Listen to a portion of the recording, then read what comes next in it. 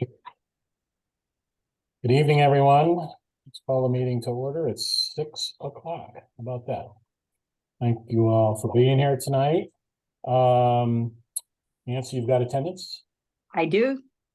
Thank you. All right. First order of business is approval of minutes from August 23rd. So moved. Moved by Mr. Ike, Second. second by Lois. Any comments, corrections?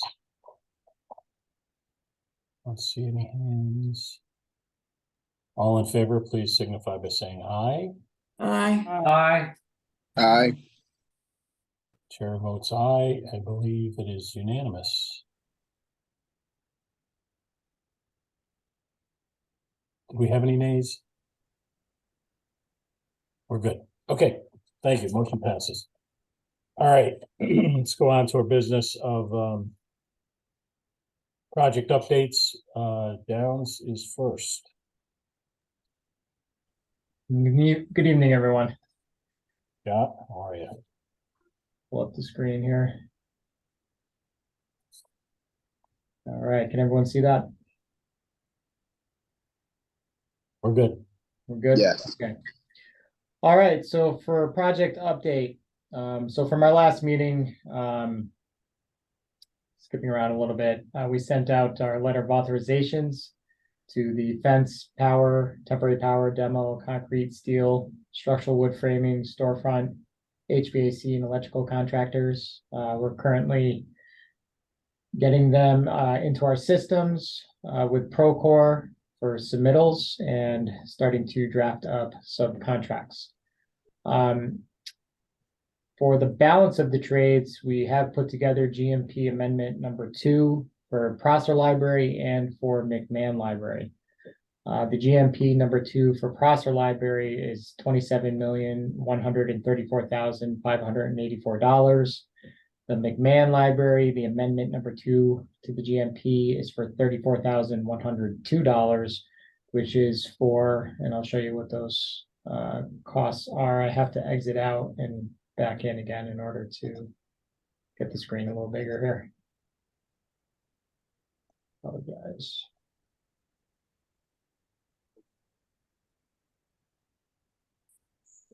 Be a little hard to see. Try to blow it up. So this is the GMP summary. The left side are the Prosser costs. So all the bid package costs for each trade. The $23 million allowances. And fees, insurance, coordination to the $27,134,584 as I mentioned earlier. And then for the McMahon side, so there really isn't a project at this time for McMahon, but we did have some costs, the balance of the pre-construction for $47,000, and then a deduct from the lead consultant, CMK lead, of almost $14,000 for not having to perform any lead during construction of McMahon, as that is tabled at the moment, for a total of $34,102, which we are asking the committee tonight to review and see if a motion can be made for approval of these two numbers in order to, in particular for Prosser Library, to move forward with releasing the balance of the trades and the balance of subcontracts to get the project moving forward. And Mark, I have more on the agenda, but I'm not sure if you wanted me to stop there. Yeah, I know that our friends at Colliers have been involved with the draft of this and reviewing, and I suppose it's time to introduce. We've got Chuck Warrington and Sean Vincent from Colliers here with us tonight. But I know you guys had been looking at it, but we'll get to you in a second. I want to open it up for questions. Lois? I'm wondering whether we would get to see these before we vote on it. No, I can barely see it. I don't know how we would really vote on it without having a chance to see it and think about it. Honestly, it's kind of technical stuff. I mean, I don't know that, I put a lot of trust in our consultants here, all around the board, actually. Outside of Downs to help us with this. And Scott, can you tell us where, what has changed in this, since since when? Since the bids came in? I know we've been doing some VE, you've been doing some vetting. Yeah. What has happened to this number over that time period? Yep, so these are the bids in this section. As far as the value engineering, we have that down at the bottom for value management of $750,000 deduct. Obviously, we're a little higher than that now. And for those of you who don't realize that, we are a little higher than that number as we're vetting out numbers and coming to determinations on what savings can be realized and what alterations there are in some of the design, nothing major, in order to realize those savings. Scott, maybe you could zoom in on on the Yeah. screen because it is hard to see. I know, it's a lot of information on one. It is. There How's you go. Is that better? Yes. So here's the $750,000 deduct with the value management. We did have an allowance originally up in this area for the third-party review from the town of Bloomfield in the building department of about $50,000, which it was determined upon meeting with the subcommittee and Colliers to reallocate that money into the contingency of the $860,000. That money is in there. So if, a change is realized out of the third-party review, which is down to the last few pages with the design team on where that's going to go, it can be realized in the contingency. Hey, Mark. Chuck Warrington here. Go ahead. That $50,000 we discussed isn't supposed to be in the CM contingency. We noted it should go into owner's contingency. I'm sorry. It's within the GMP. That's correct. Owner's contingency. That's right. Well, thank you. That's right. That does. Scott, if I can just chime in here too as well. In the scenario that we approved to move forward with with Prosser moving forward, we were anticipating a guaranteed maximum price for Prosser at, was it 27,100 and was it 95,000? Yeah. Trying to see. That was when, Tom? Yes, that's correct. That was what we brought to the council.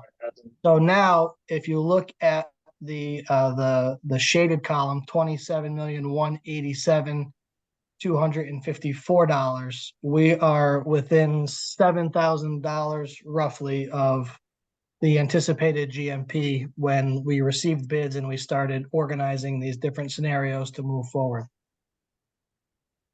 So that's really kind of the biggest change here, just from scope reviews and then calculating everything accordingly with contingencies and allowances and the below the line items. So we're within the value that we presented to this committee and to the town council on a move forward basis. Outside of that, the bids for all intent and purposes are exactly what they were at bid day, with the exception of the construction cleaning. If you scrolled up a little bit, Scott, we did have our second bidder drop out, and we've got a budget plugged in there right now of $147,000, which is the second bidder. And we also had no bids on the doors, frames, and hardware, which we plugged in our budget of $185,000. So outside of that, really, nothing has substantially changed from the numbers that we've been presenting to this committee. So those two line items would potentially change once you have real tradespeople doing them. Yes, we just haven't scoped the final cleaning subcontractor yet, but we did fill in the second bidder. We have worked with the second bidder before on other public municipal jobs. So we don't anticipate an issue there, but for all intent and purposes, those two numbers are what we would consider hold numbers. And then plus or minus, we would adjust accordingly moving forward. But neither of those two we need at the moment. So they're a hold. And Tom, can you explain how we would adjust going forward? Would we do another GMP? Would it be a change order? What's the process? We would recommend a change order at that point. So just if we take the doors, frames, and hardware line item and we rebid that, and the bids come in at $180,000, then we've crafted our qualifications that the difference between 185,000 and the low bid of 180, that $5,000 would go back to the owner's contingency. And we would issue a change order to reconcile the budget line item that we're currently carrying on this GMP.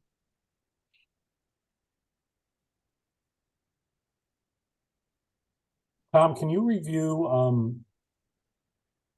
all the contingencies that are in here? In this Mhm. number?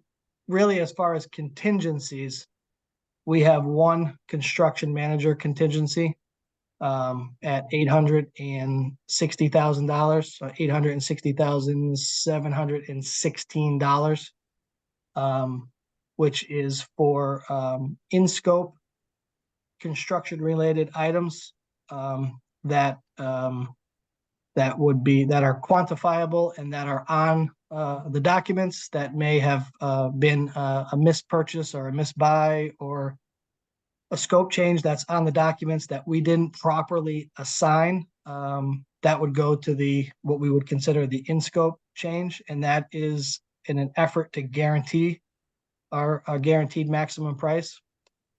We've eliminated the complete design and estimating contingency, and we've also identified GMP allowances that, again, in order for us to use these allowances, we would have to seek this committee's approval, and we will provide complete and concise backup, not only on a regular basis, but included in our monthly report.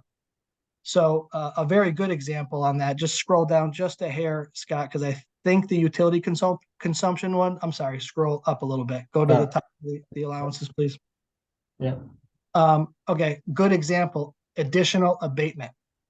So through our scope review process, we identified that there was some additional testing that was required by the environmental consultant. We reviewed what a potential order of magnitude would be for that with the consultant and with the subcontractor. And we identified that we thought it would be appropriate to have a $30,000 monetary allowance included there. And correct me if I'm wrong, Scott, but I think there is additional testing that is happening based on the bid process and based on the scope review, right? Yes. So based on some of those findings and the test results, if in fact there is additional scope, this is where we would go to fund that. It wouldn't go to the CM contingency. It would go to the appropriate additional abatement allowance. Similarly, we've carried a utility consumption allowance for all temporary utilities that we would need to support our project, from temporary power, temporary water, temporary propane, temporary gas for fuel. And we would actually submit the actual invoices as substantiation to our requisition on a monthly basis. So dollar for dollar, the town is paying for the utility consumption with no additional markup, outside of the below the line CM CM fee. So the intent here for the allowances is to reconcile them and to share the information dollar for dollar. If things come in under, the money is credited back. If things come in over, we have a place to go for the additional funding, whether it's the CM contingency or the owner's contingency. Do we have the dollar amount on the owner's contingency right now? I do not have that at my immediate fingertips. I think there is a little bit of housekeeping there we have to do, Mark, just to reconcile once this is approved and plugging in the numbers. But I believe we should be in the 4 or 5% range, right? Because we actually in our scenario that we approved, we had organized the owner contingency to be funded back to the 5%, right? Right. So I would like to just firm up that number, Mark, once we get this approved. And I know that Scott was inputting a lot of invoices and getting that owner's budget up to date. Yeah. So yeah, I don't want to misspeak on that. If we could circle back to that next time. We need Sure. to study that a little bit. You know, there's a lot of emphasis that's placed on this GMP number, which is $27,134,584. I just wrote that down from your chart there. I just want to make sure everybody understands that the way this is all being delivered by our construction manager is very different than as if we had a general contractor. In other words, if we had a general contractor and we were agreeing to this number, basically, this is what we would pay the general contractor to provide us with the building that's been designed. But that's not what's happening here. As Tom just explained with some of these allowances, you know, we see invoices every week from every single trade contractor, from every single thing that is being invoiced against the individual trade numbers, against all of these line items. And so, you know, we take advantage of all the credits. We pay for all the ads if they happen for reasons that are under our control. And in the end, the GMP is what is expected to be the maximum, given all the parameters and inclusive of all the contingencies. So I just want everybody to understand, we're not saying we're going to cut a check for $27 million and end up with with the product. This is just sort of setting the top line with a lot of rules attached to it. Okay. You know, it's not the be all and end all, because there's always, we can change our mind. We can discover things that we didn't know about. But it does put a pretty good, bar overhead and says that's where we think we're going to be at. So that's what we're trying to be comfortable with here, understanding that it's based on all the bids that came in, the vetting of the bids, the value engineering that went on to reach this point. More questions? Lois, Mark, you're muted. You're Lois? muted. because can it be managed, there'll be changes here and there, and it's not just a single number. I think that's why I would feel comfortable having something like this. You're muted again. You're popping in and out. I would like to be more familiar with this list so that as things change, I can see how things are moving. So if I could just have this, and then I'll watch it as we go along. things will be added, things will be subtracted, and we'll know where and what. And I think as a member of the committee, I would like to be a little closer to it, and that would help me. That's certainly part of the process as we go through construction. You know, every one of these it becomes an expanded item, and they don't disappear. You know, they continue to be there to work against, you know, each one of the trades. So what you're asking for does occur, you know, in So the Tom, process. maybe Tom, if you and Scott could send me this and I can send it out to all the members of the building committee, so they're able to do that as we move forward. Yes, this essentially becomes our schedule of values. And then we have a budget report, which does exactly what Lois is describing. And it will show our original budget, which will now be the schedule of values. It'll show pending and approved revisions if we reallocate any money. And Scott and team and Anthony will be bringing requests if we want to move money around between the different line items.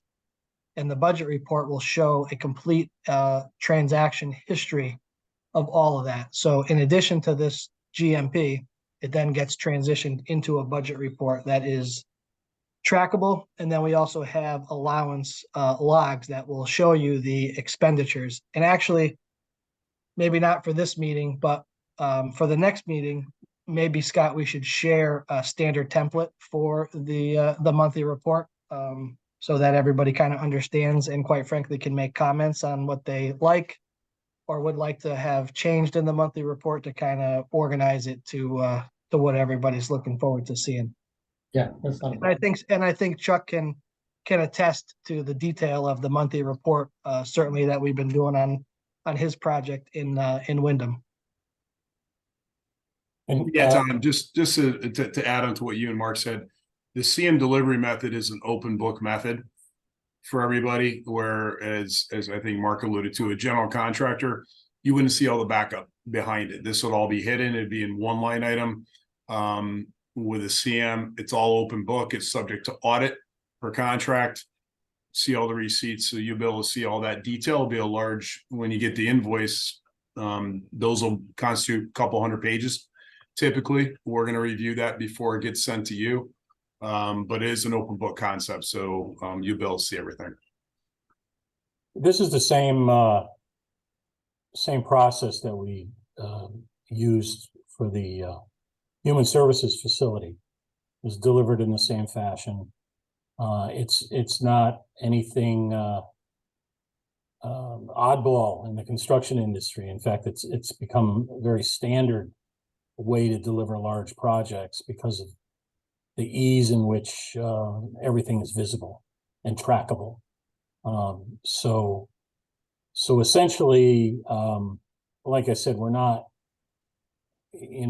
signing off on a $27 million check today. What I'm hoping is we allow the construction manager to move forward, on the basis that this is the expected maximum price and everything stays transparent as we go forward. So this is a real milestone, something we've been working for, and Downs has been working for in the whole bid process, to get to the point where we have this number that we understand, we see where it comes from, and the construction can move forward, based on that. More questions?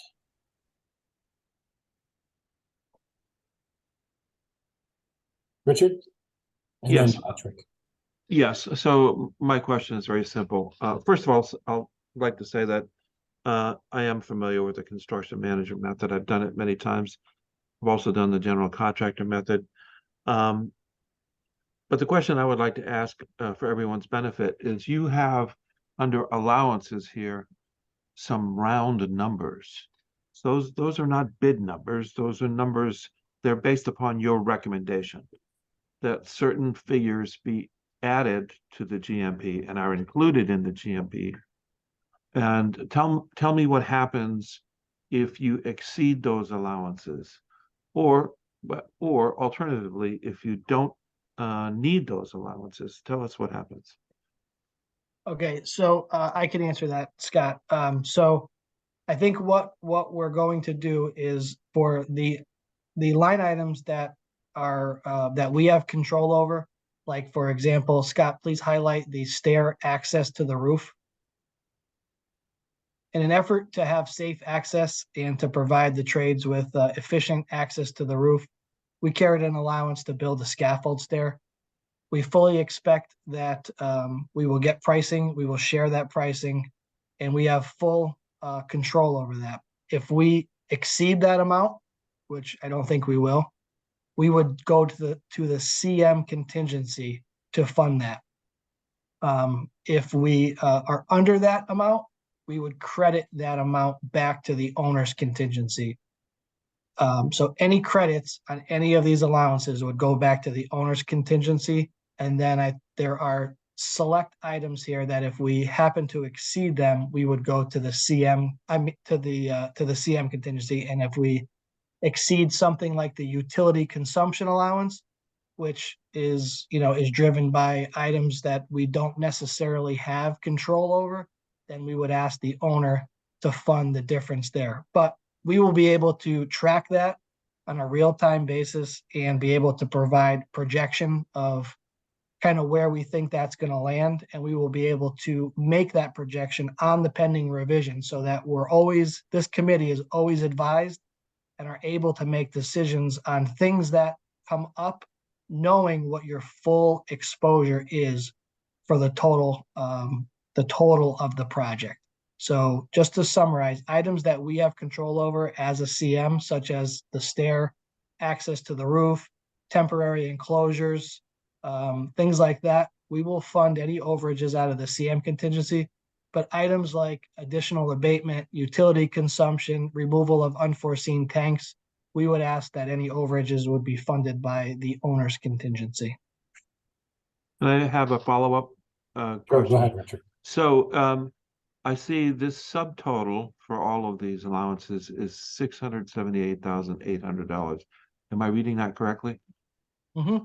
Okay, so can you increase a line item and decrease another line item as you move along in the project? Yes. Okay, all right. So you're going to try to keep that 678,800 firm unless there's some very unusual circumstances. Yeah, I mean, Richard, if the fiber cable, the Crown Castle one is another good example because we know that Crown Castle is a specific town vendor. And we were trying to actually get a price and get a quote on that prior to the submission of this. But some of our prior jobs, we think it's going to be somewhere between $20,000 and $30,000.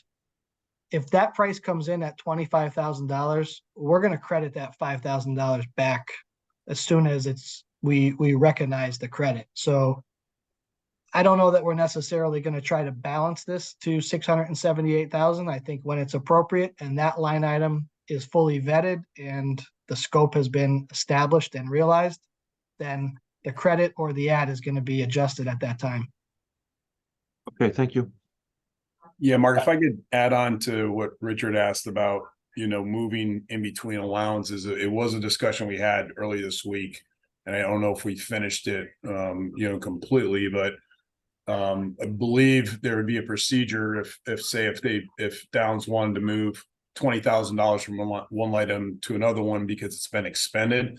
Believe, Scott, we follow the PCO process, basically get approved from the owner to transfer that money over to a line item. Yeah, that's correct. And Yeah. we notify the owner and Colliers of that intention of even, creating the PCO to do that. Yeah, so it's not as at will, so if anybody's thinking, oh, we can just move dollars around, that's not the case. It's very well controlled. It's documented. It'll show a transfer from one allowance to another in a very controlled manner. Yeah, it's got to be discussed and agreed upon. That's correct.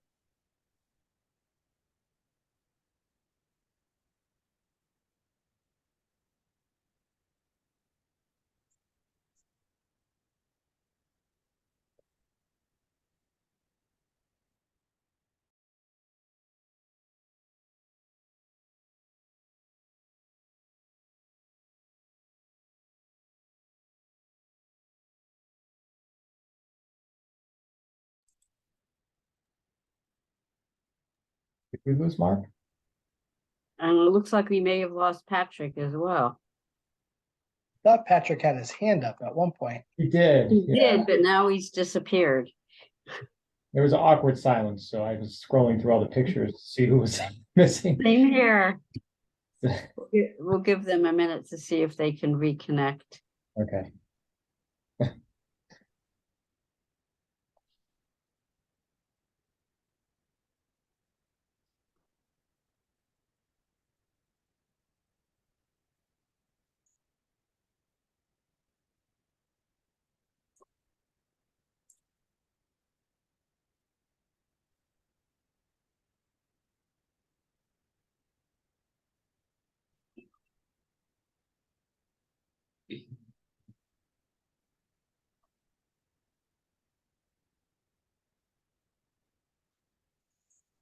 That's weird. Mark just lost power. That's why he.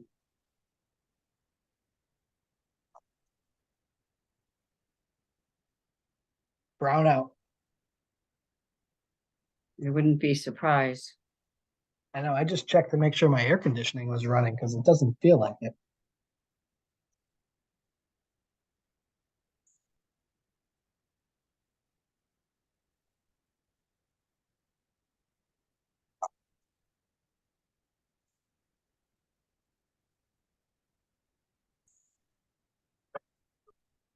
Looks like Patrick's back.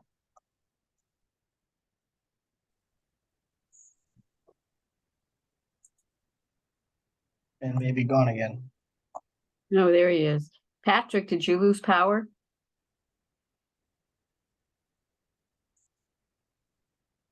Ours was off too. No, that's odd. Can you guys hear me? Yes, but you disappeared for a few minutes. Yeah, my internet went down. I don't know. Uh-oh.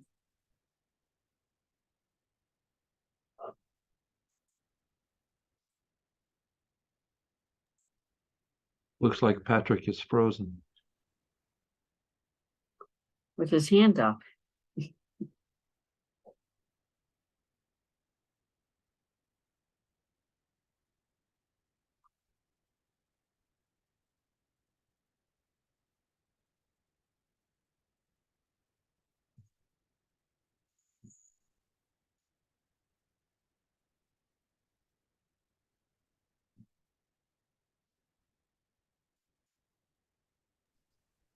Should we move to the next item on the agenda and then when he comes back, maybe revisit what you were speaking about?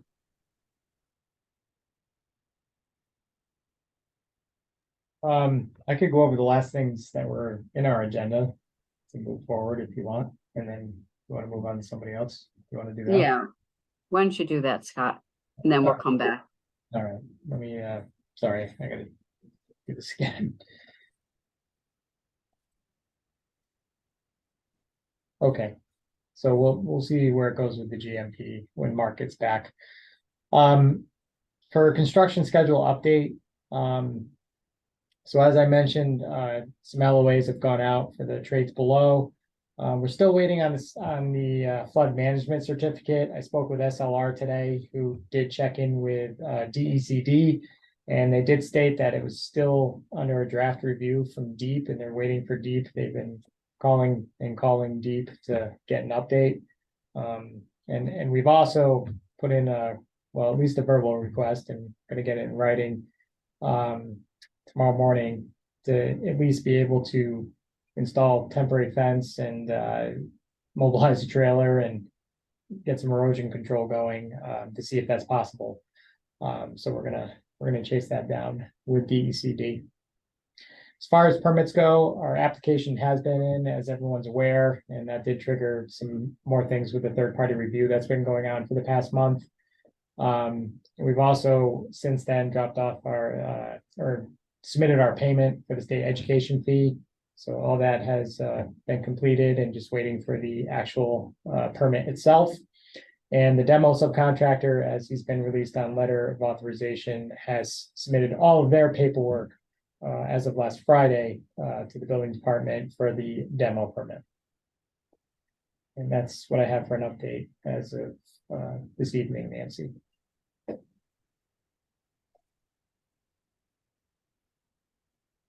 Okay, Thank you. so are there any questions for the schedule? Patrick, I see your hand is up. Yeah, Nancy, I'm really sorry, but my question is related to the schedule we were looking at before. I apologize. That's when my internet went down and I lost the end part of that conversation. So is this appropriate to go back to that for a question, or are we past that? We were actually gonna wait till, see if Mark came back, because he, I Oh. think, is in a similar situation, and then we thought we would go back to the Okay, the no worries. GMP stuff. That's fine. Okay, I can wait. Then no, I don't have any other question right now.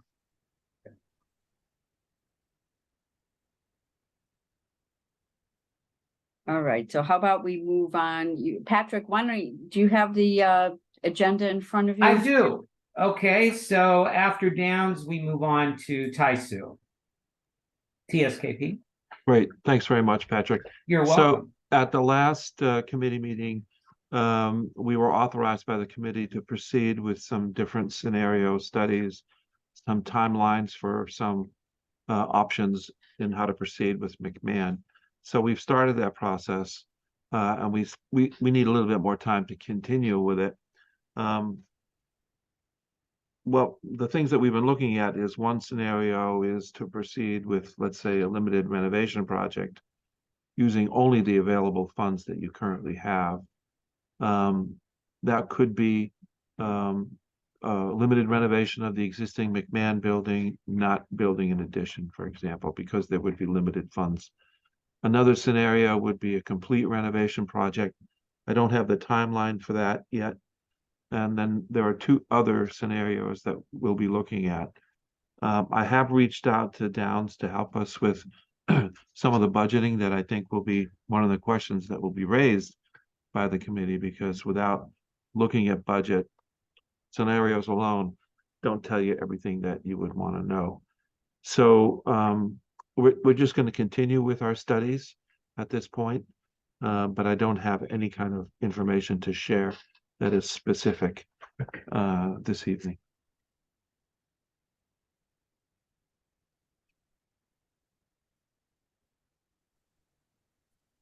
Okay.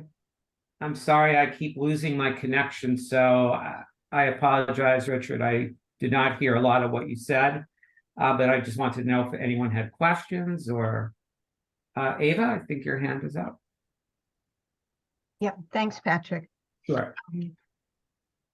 Yeah, I would just like to mention that as you go through all of those scenarios, I would like us to be very careful that whatever we decide to do at McMahon or plan at McMahon should not preclude the use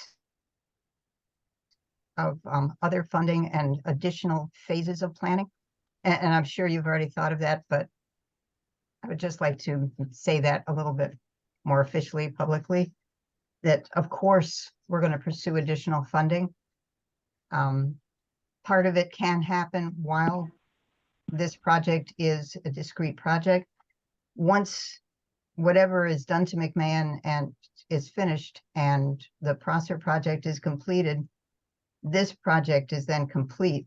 That would probably free us up to pursue state funding through Connecticut State Library, because we would no longer be tacking on to a previous project. We would be initiating a new project.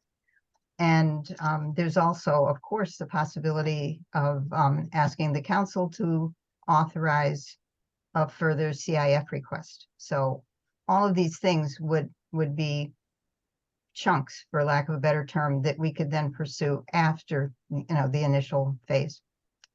Thanks. Right. No, let me react to that. So chunks is a good way to think about it. We believe you have money available now. I want to confirm that number with Downs.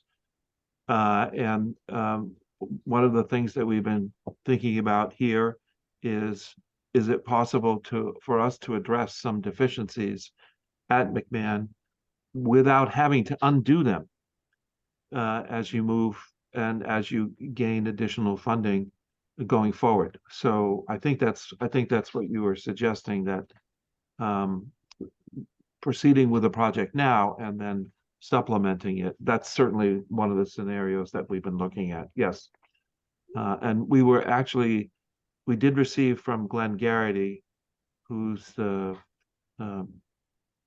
Public Works Director as well as the Facilities Director, some reports that he had received from a roofing company on the condition of the roof at McMahon, on some mechanical equipment there that are deficient. So we're going to be looking at that a little bit more closely, and I'm going to be leaning on Downs for some of their assistance. But yes, I think I understand what you're saying.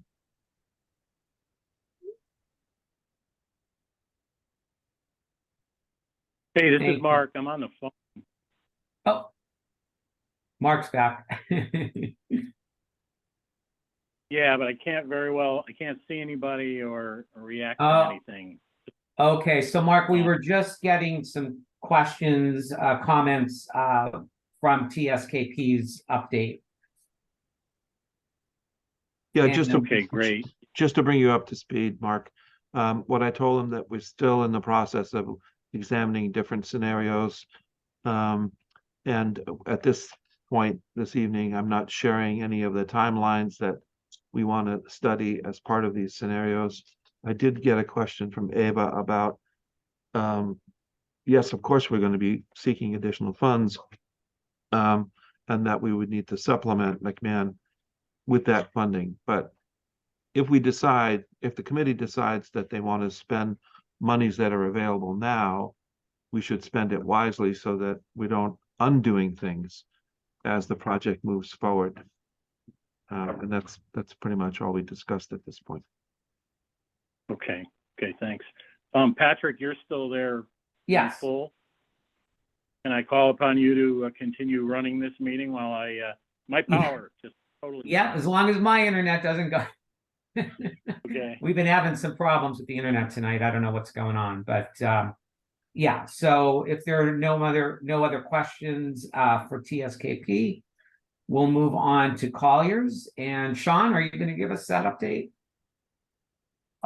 Yes, I can certainly. Chuck, did you want to start, or do you just want? Yeah, I'm gonna if you don't mind, Patrick. No, go right ahead, maybe Chuck. Thank you. Introduce us, and as I think you probably all figured out or probably know, Chip Phillips is moving on this Friday. He'll be our last day with us. He's been with us for a long time, about 23 years. So really sad to see Chip leave, but he's moving on. I think it's going to be positive for Chip, and we wish him the best of luck. Myself, Chuck Warrington, I'm the director of project management for Connecticut, basically lead most, if not all, of our public sector projects. My background is public sector. I was with state of Connecticut for 18 years before coming to Colliers, and I've been here for about 10 years. So I do a lot of public projects, a lot of school projects, as Downs can attest to. We work with Downs on a couple other projects very successfully. So I'll be managing a high level. I'm going to be involved probably for the first couple of months, probably more than you see me in the past, just to make sure we have a smooth transition, that we're fulfilling our services, and basically assisting Sean Vincent's our project manager.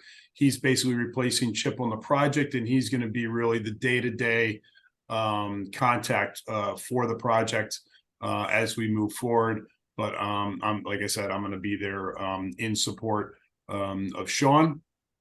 So forgive us as we kind of get up to speed a little bit, still in the project from our end, but we'll do that quickly. We're very familiar with GMPs.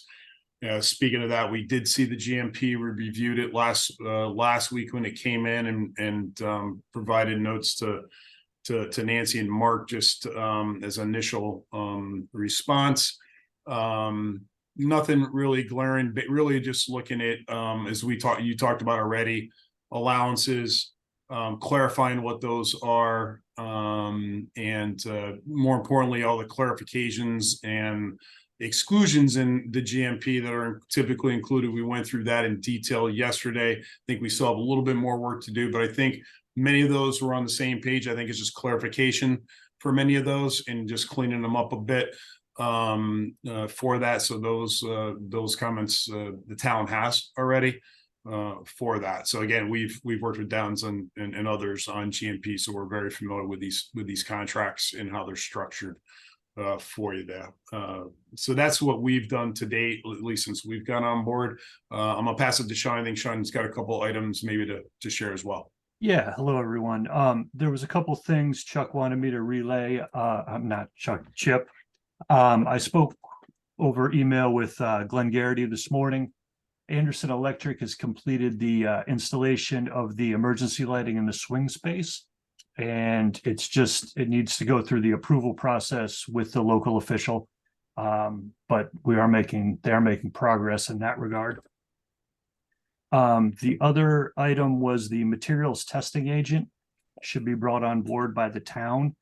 The company Tri-State is on the state approved list, and they're also meet the requirements of the minority owned company. So we recommended a starting PO budget of $30,000 for that line item, that materials testing, which would be a third-party testing agency. So Nancy, we just wanted to bring that to your attention as well. So did you get the estimates on that, Sean? I'm not sure that we had them. The various estimates, maybe at the next meeting, you could give that breakdown and we can authorize going forward with Tri-State. Okay. Well, yeah, we'll put that together, Nancy, and probably have to work, Scott, with you and your team, kind of what we anticipate for, all the major, concrete testing, soil testing, steel inspections, et cetera, to put together a budget that we expect for them based upon those. Great.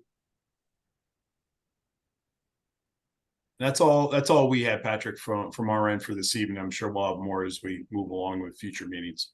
Yeah, thank you very much for both of you. And as far as the electric goes, do you know when our building inspector will be checking that out, Sean, or what's the timeline, if you know, for? I don't know specific dates. I know that Glenn was waiting for the final report from the electrician who did the installation, and then that report needed to be submitted to the town, and then the official comes out. Okay. I did speak to Glenn earlier today. He was unable to make the meeting. He did say that Anderson Electric is actually going to do a photometrics, Yes. which would actually expedite the building officials' review and approval of the help us move into a regular CO and from a TCO to a regular CO. So he was, I believe, hoping to have that done by sometime next week. Wow, that's really great. I mean, this is a great turnaround, I think. I mean, from what we originally heard, it was supposed to take a lot longer, and right, Elizabeth, I see you're shaking your head. So this is just really good news. I'm really happy to hear this, so. Yeah, Patrick, it was a very seamless process to the electrical company, and their employees were great to work with. And we were able to stay open the whole time. So we're very thankful for that. Oh, that's awesome. Okay, good. Any other questions for Sean or Chuck from Colliers? Okay, and please extend our best wishes to Chip. It was a pleasure working with him for the short time we had him, but wish him all the best. So Will do. Thank you. Thank you for that.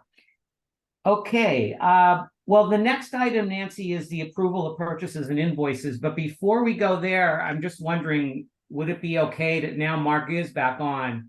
Could we just jump back to Scott for like a couple of minutes? For the GMP, that makes With that sense. GMP and that chart that was on. Yep. Yeah. Okay, so the question I had, if I could even remember what the heck it was, because that's when my intranet went down, or I don't know what happened to the connection. But anyway, what I was going to try to ask is, so Scott, if I'm right on, or if I'm thinking this the right way, thinking about this the right way, let me know. But, when the initial thing, we only had sent out a specific number of bid packages, right? That were approved to start. Yes. So this list, though, is basically everything, right? Because it's It the- encompasses everything, so we Yeah. just kind of asked, well, in a sense, we kind of asked for an early release of authorization for certain trades, which were these trades right here those trades there, right? that are in, sorry, that are in this list here. Yes, The clean- okay, The fencing and temporary power, the demo, all that good stuff. yeah, So okay. we're just putting everything together. right. Okay, so what I was trying to figure out or ask is, and maybe you've already done this and I just missed it when my connection went down, but will we see a phased approach to this, or will we see, you know, do you have sort of a timeline that shows the bid packages that are already in progress, then the next group of bid packages, the next group of bid, or am I looking at this the wrong way? This is all encompassing. Okay, it's all So- encompassing, so Yeah, even and I think in though, the beginning, Patrick, we weren't sure if we were gonna have to do a phased GMP based on how the numbers came in and, you know, how the value management was going at the time. But okay, now that we have a better sense of the value management, including with the design team, in conjunction with the design team, you know, we're feeling pretty good that this is the way to go with the GMP as we have it with the numbers that we have and the value management that we have as well, to okay, have the project go forward. Yeah, Scott, and if I can add to that, Yeah. we, you know, every day and every week is important. And we did gain 2 weeks with the release of those early letters of authorization. So as you could see, our demolition contractor has already been in process for applying for their building permit. We've started the process to coordinate and organize release of switchgear, which means the contractor will now engage in a purchase order and an agreement with that manufacturer. So things are already in motion behind the scenes. So those 2 weeks are going to prove very valuable. And that was really kind of the thought process and the reasoning. We just didn't want to, we wanted to work concurrently with the preparation of the GMP and getting trade contractors that we were all very comfortable with working, working towards project startup. And the asbestos notice went in too with the state. Asbestos notice too. Yeah, So- so that's quite a bit of administration and what we call startup submittals Yeah. have started. okay. So my other question here is, you know, we were talking about some of the numbers may change, you know, like, for example, you mentioned the, you know, the door things and the other item, but if I heard right, the number could go higher than what the estimate is, right? Or are these estimates kind of locked? Are we saying any changes have to be within, it cannot go higher than this number? Well, the cleaning, we have got the second bidder's number in there. So we don't see that number going higher. As Tom had mentioned, we've just got to sit with them now that the initial low bidder is come to us saying, you know, we've not included certain things in our number that we should have, like wage. Yeah. So, it became a big issue. So we've got to sit down and just scope out the second bidder, and that is their number. And as Tom mentioned, we've worked with them before, and we know who they are, and they do good work, and we think their bid is the right bid with the pertinent scope in it. As far as the doors, frames, and hardware, if that has to go for a rebid, that it could. I lost my place on it, but there's Yeah. it could potentially go higher, and hopefully it doesn't. You know, we think we have other ways where we could control the budget on that. That's something further to talk about, but Okay. you know, the goal is for it not to go higher. So for all the trade costs, the intent is this is the maximum price for all of the trades, Okay. provided there are no changes in their scope of work. Right. Which is, as I think you've heard so far, when or if that is to occur, we will present that revision to this committee for approval to go forward. Right. In other words, Right. if you want to add some light fixtures, you know, in a particular room, or change the flooring, or a submittal comes in and somebody has a question and there happens to be a revision, that'll be presented. And that will be when any of the trade contracts are changed. The allowances, as we broke out into a separate category, those can be modified up or down. But the trade Okay. contracts, they're based on the bid documents, which includes TSKP's contract drawings, project manual, specifications, and as a supporting document to this GMP, all of that documentation will be tied contractually to these numbers.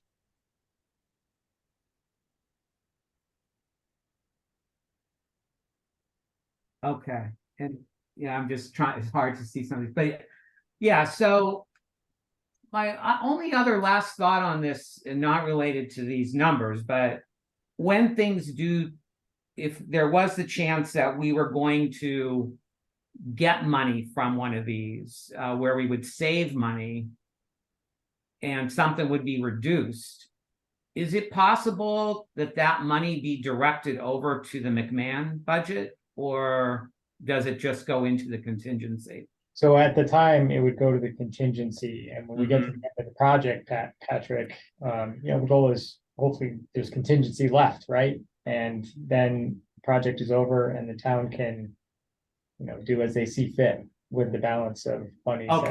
Okay, so it could be a decision Sure. then at some point if it's with the money in the contingency. Yeah. Okay. It would definitely be at the end of the project when you've realized all your risk and, you're through any change orders that have occurred. Okay. But yes, I definitely would agree with that. Okay, and then you're gonna send this over to Nancy, and then we'll all be able to track. Yeah, we can do that. Yes, absolutely. Okay, thank you. I think that did help, clarify some things for me, so thank you. Sure. Are there any other questions from this portion of the call? Mr. Well, Chair, are you Patrick, okay? I'd like to make a motion, Patrick.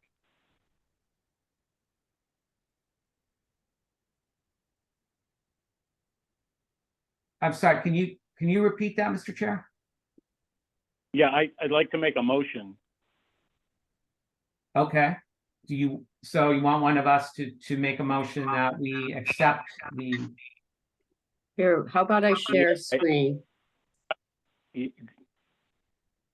Okay, how about somebody make this is the motion. oh, Mark, the motion I think that you had sent me was to move that the library building committee accept the Downs Construction GMP amendment number 2 in the amount of $27,134,584 for Prosser and $34,102 for McMahon, and recommend to the interim town manager that he execute the appropriate contracts to accomplish construction. Is that the one you wanted to read, Mark?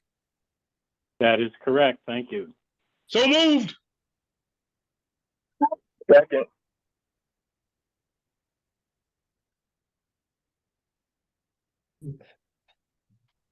okay, is there any further discussion on this? Any other questions on the motion that's on the floor that's been made and seconded? I'm not seeing any other hands. Okay, do we want to go ahead and take a vote? So all those in, Nancy, maybe since Mark can't see us, maybe you should call. Oh, that would be good. Okay, Yeah. I'm gonna go in order of the way I see it. Lois Hager, Aye. Patrick DiLorenzo, Aye. Chris Grant. Welcome, by the way. Thank you, Nancy. Aye. Bob Ike, Yes. Jesse White, Yes. Dr. Bryant, Yes. and Chair Weissman. Aye. The motion is passed unanimously. All right. Thank you. Excellent. Thank you. So now, Nancy, I'm going to turn it over to you for the approval of purchases and the invoices that you sent. Correct.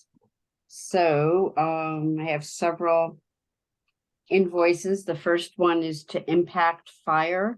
This is for monthly fire alarm monitoring services for Prosser Library.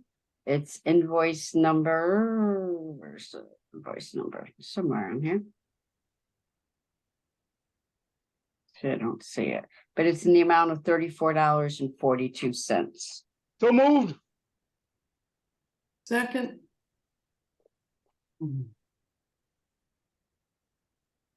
Any comments? This is actually will be discontinued after September, assuming we go forward with construction in October.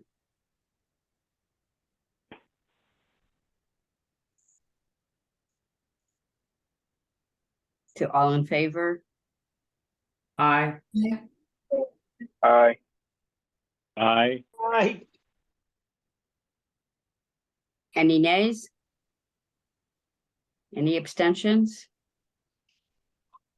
Thank you. The next one I have is also for Impact Fire Services LLC. This is for monthly fee for fire alarm monitoring services at Wintonberry Library in the amount of $34.42. So moved. Second. Second. Thank you. Any discussion? Lois? Nancy, can we clarify that that's for McMahon? As opposed to Wintonberry? Am I correct? Yes, it is. I got these from Public Works, so yes, that is correct. It is McMahon Wintonberry. I guess Okay, they, and will this be continued, potentially for many months? yes. Okay. There are some expenses that the town's bond council ruled that were allowable expenses of the project and basic maintenance to keep the buildings running.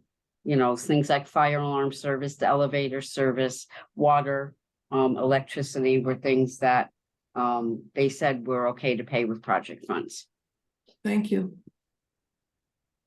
Next one I have is TSKP Studio for McMahon.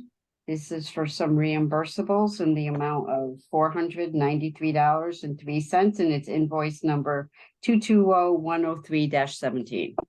So moved. Second. Any discussion? All in favor? Aye. Aye. Aye. Thank you. Any? Nancy, before you go on to the Yep. next one, that the one with the fire thing with McMahon Wintonberry, we had discussion, but I don't think we actually voted. You know what? I'm not sure we did either, so Yeah. perhaps we should go on and take a vote on it. It was moved by Bob Ike and seconded by you. All in favor, please say aye. Aye. Aye. Aye. Any opposed? Any abstentions? Thank you. The motion passes. Okay. Okay, you. and the final one I have is also TSKP Studio, basic services for Prosser through August 31st.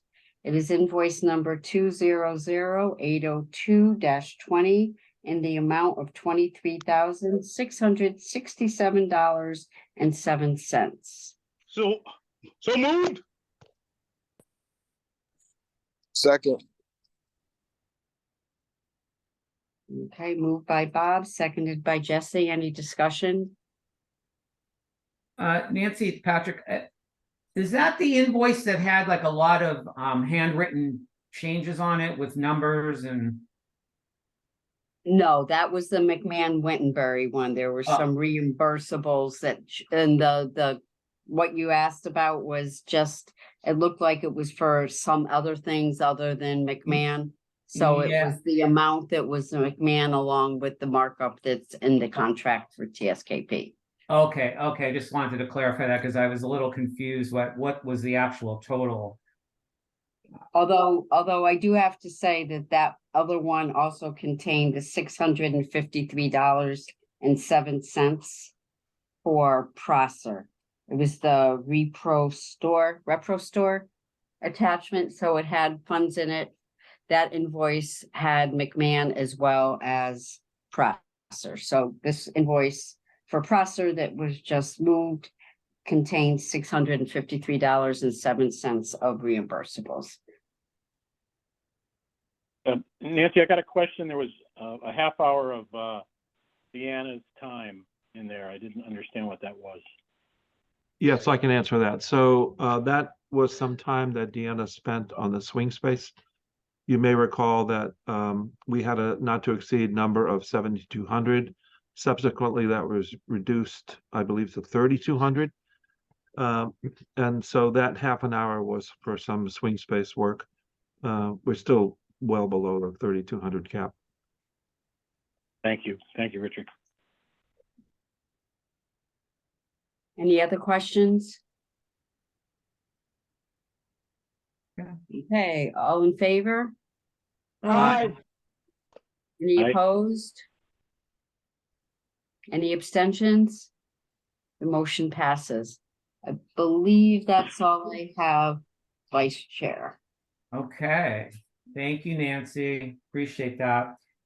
Okay, well, next on the agenda are the future meetings coming up. So we have a September the 20th at 6 p.m. and we have in October the 4th at 6 p.m. Can't believe we're talking October already, but there it is, right on the paper. Okay, and the next item is our comments from committee members. Any committee members who'd like to comment, please raise your virtual hand. Okay, I'm not sure who's went up first, but we'll go with Lois Hager, committee members.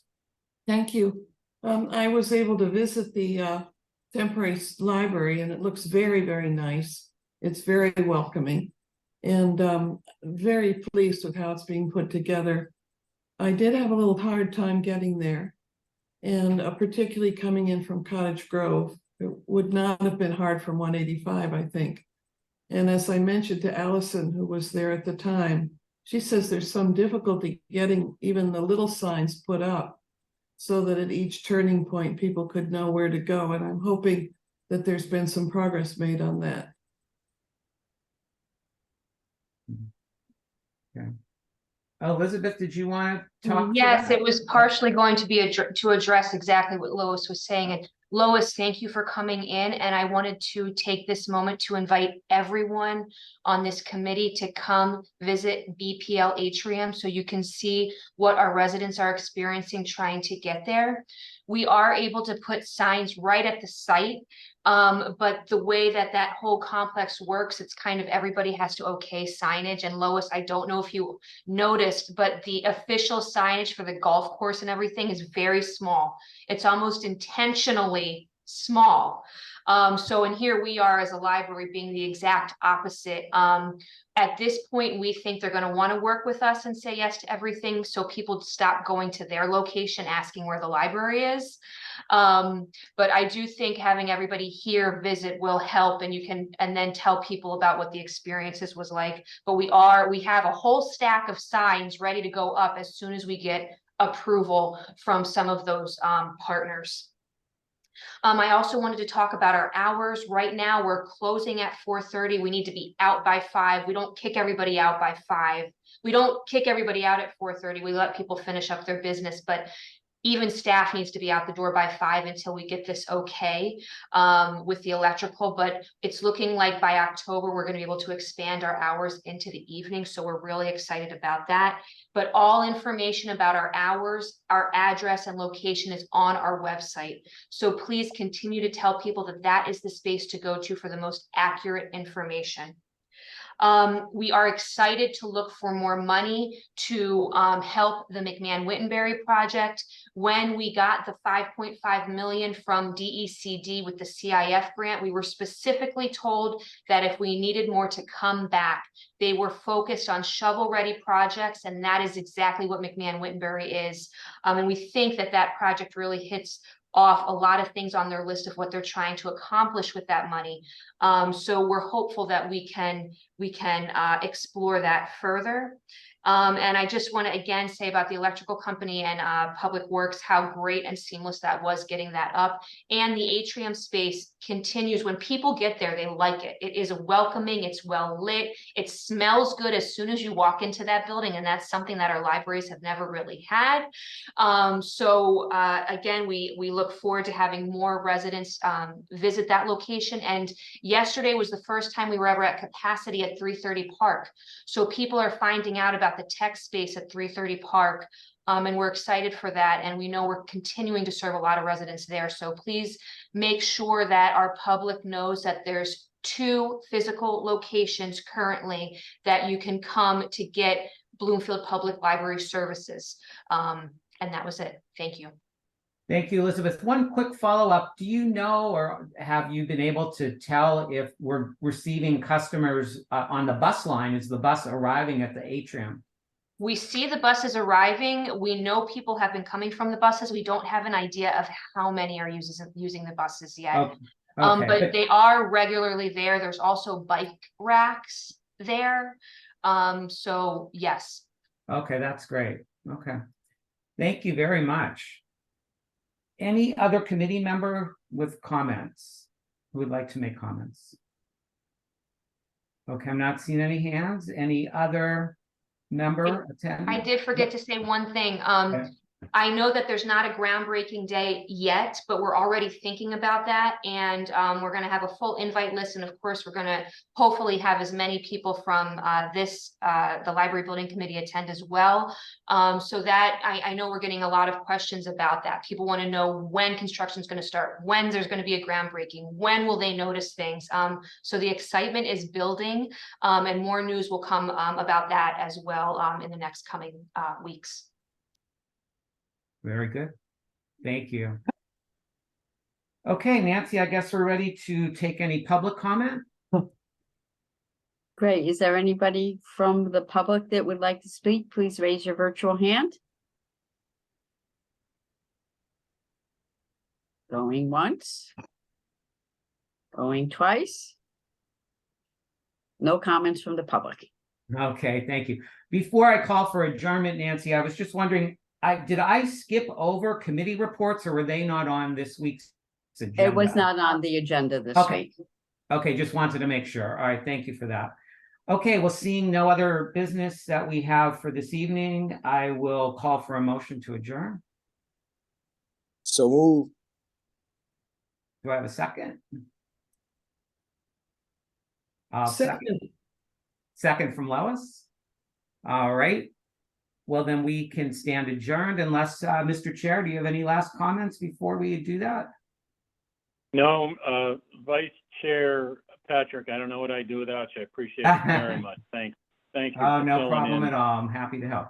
All right. Well, then we will consider our meeting adjourned at 7:13. I hope everyone has a great night, and thank you all for your continued work on this massive project.